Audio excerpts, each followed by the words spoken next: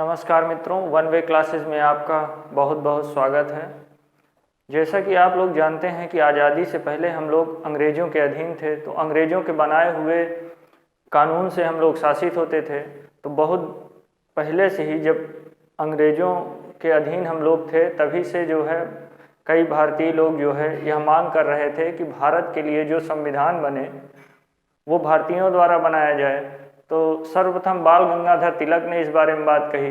फिर उसके बाद वर्ष 1922 में महात्मा गांधी जी ने कहा कि जो भारत के लिए संविधान है वो भारतीयों द्वारा बनना चाहिए। उसके बाद स्वराज पार्टी द्वारा मांग की गई।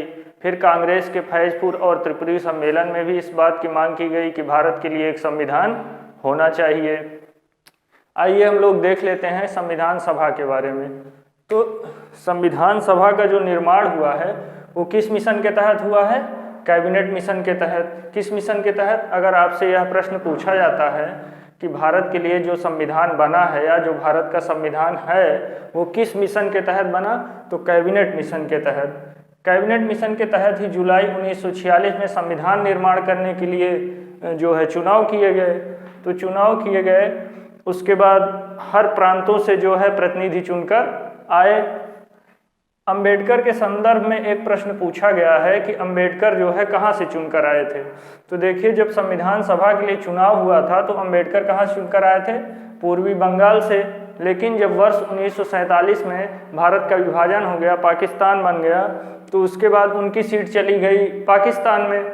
तो बाद में पूना से जो जयकर को त्यागपत्र दिलाया गया, उनके स्थान पर अंबेडकर को शामिल किया गया। ठीक है ना? क्यों ये प्रश्न पूछा जा चुका है, इसलिए इसका उल्लेख यहाँ पर कर दिया गया है। जब चुनाव हो गया, चुने हुए प्रतिनिधि आ गए, उसके बाद 9 दिसंबर 1946 को प्रथम बैठक हुई। जब बैठक हुई तो उसका कोई अध्यक्ष बनाया जाएगा। तो अध्यक्ष जो बना दिया गया, किसको बनाया गया? सच्चिदानंद सिन्हा को बनाया गया। ये स्थायी नहीं थे, अस्थायी थे। तुरंत रूप से जैसे पहले बैठक हुई, उसके बाद उसकी अध्यक्षता के लिए सच्चिदानंद सिन्हा को चुना गया। उसके बाद 2 दिन बाद 11 दिसंबर 1946 को स्थायी सदस्य के रूप में किसे चुना गया? राजेंद्र प्रसाद। ये प्रश्न पूछे जाते हैं कि अस्थायी सदस्य कौन, अध्यक्ष कौन थे और स्थायी अध्यक्ष कौन थे। ठीक है ना? तो स्थायी थे राजेंद्र प्रसाद, अस्थायी थे सच्चिदानंद सिन्हा। अब जब बैठक शुरू हो गई तो कार्यवाही प्रारंभ हुई। तो 13 दिसंबर को जवाहरलाल नेहरू ने उद्देश्य प्रस्ताव प्रस्तुत किया। इस उद्देश्य प्रस्ताव को 22 जनवरी 1947 को स्वीकृति मिल गई। ठीक है ना? यहाँ तक बात समझ में आई। अब उसके बाद समितियाँ बनी, कई सारी समितियाँ बनी संविधान निर्माण के लिए। जो समितियाँ बनाई गई, समितियों पर कौन किसके अध्यक्ष थे, किस समिति के कौन अध्यक्ष थे, इस संदर्भ में एक अलग वीडियो बनाया जाएगा। उसके आगे हम लोग देखते हैं कि वाचन की प्रक्रिया प्रारंभ हुई। जब निर्माण की प्रक्रिया प्रारंभ हुई तो प्रथम वाचन हुआ। 4 नवंबर 1948 से 9 नवंबर 1948 तक प्रथम वाचन हुआ। तो प्रथम वाचन की डेट अगर पूछी जाती है तो ये 4 नवंबर से 9 नवंबर तक हुआ। यहाँ तक बात स्पष्ट हो गई। उसके बाद द्वितीय वाचन हुआ। द्वितीय वाचन 15 नवंबर 1948 से 17 अक्टूबर 1949 तक। ठीक है? और तृतीय वाचन हुआ है 14 नवंबर 1949 से 26 नवंबर 1949 तक। अगर आपसे यह प्रश्न पूछा जाता है कि कौन सा वाचन सबसे ज़्यादा समय तक चला, तो द्वितीय वाचन सबसे ज़्यादा समय तक चला। इसको आप लोग डेट में देख लीजिएगा, एक बार इसका प्रश्न पूछा गया है। ठीक है ना? अब आते हैं, इसके बाद सारी वाचन की प्रक्रिया समाप्त हो गई तो 26 नवंबर 1949 को संविधान जो है अंगीकार कर लिया गया। ठीक है? इस तरह हम लोग देखते हैं कि संविधान निर्माण में कुल कितना समय लगा, है ना? अगर परीक्षा में यह पूछा जाता है कि संविधान निर्माण में कितना समय लगा, तो 2 वर्ष 11 माह और 18 दिन। 2 वर्ष 11 माह और 18 दिन। ठीक है? यहाँ तक बात स्पष्ट हो गई है ना? अंतिम बैठक कब हुई? 24 जनवरी 1950 को, है ना? अब अंतिम बैठक हो गई। उसके बाद क्या किया गया कि जो संविधान सभा थी, इसी को अंतरिम संसद में बदल दिया गया। अंतरिम संसद में बदल दिया गया तो राष्ट्रपति बनाए जाएंगे। तो राजेंद्र प्रसाद को राष्ट्रपति बना दिया गया। राजेंद्र प्रसाद को क्या बनाया गया?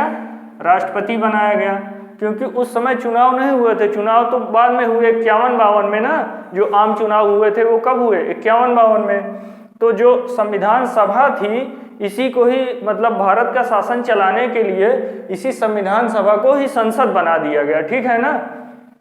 अब देखते हैं जब संविधान बना तो उसमें कितने भाग थे, कितनी अनुसूची थी और कितने अनुच्छेद थे।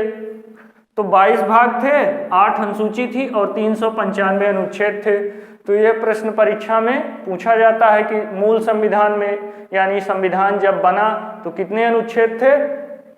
395 अनुच्छेद। कितनी अनुसूची थी? 8 अनुसूची। और कितने भाग थे? 22 भाग। 26 जनवरी 1950 से संविधान पूर्णतः लागू कर दिया गया, है ना। 26 जनवरी। कुछ जो है अनुच्छेद जैसे नागरिकता संबंधी प्रावधान है, ये पहले से लागू कर दिए गए थे जब अंगीकार किया गया था। उसके बाद अगर आपसे यह प्रश्न पूछा जाता है कि संविधान सभा में कितनी महिला सदस्य थी, तो महिला सदस्यों की संख्या कितनी थी? 15 थी, है ना। अगर ये पूछा जाता है कि जब संविधान अंगीकार हुआ, उस पर हस्ताक्षर किए गए, उस समय महिला सदस्यों की संख्या कितनी थी? तो 8 थी। 8 महिला सदस्यों ने उस समय हस्ताक्षर किए थे। तो इन दोनों प्रश्नों में आप लोग कभी कंफ्यूज मत करिए। तो संविधान सभा में कुल महिला सदस्यों की संख्या कितनी थी? 15 थी। और जब हस्ताक्षर किया गया, यानी संविधान जब निर्माण खत्म हो गया, अंत हो गया संविधान निर्माण कार्यक्रम का, उस समय जब हस्ताक्षर हुए तब 8 थी, है ना। ठीक हो गया। अब देखते हैं कि जो हस्ताक्षर करने वाले कुल सदस्य कितने थे, तो 284 थे। इसी 284 में महिलाएं जुड़ी हैं, है ना। ठीक है, 284 थे, इसमें 8 महिलाएं भी जुड़ी हैं।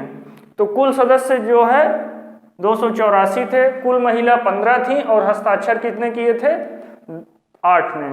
यानी संविधान में जब हस्ताक्षर हुआ तो उस समय कितने लोग हस्ताक्षर किए? 284। इस तरह हम लोग संविधान सभा का पूरा डिटेल देख लेते हैं। अगला जो है वीडियो, हम जो प्रमुख समितियां थी उनके अध्यक्ष कौन थे, इन सब पर चर्चा करेंगे। अगर आपको ये सब बातें बताई गई हैं जो अच्छी लगी हों तो इस चैनल को लाइक, शेयर और सब्सक्राइब करें। धन्यवाद।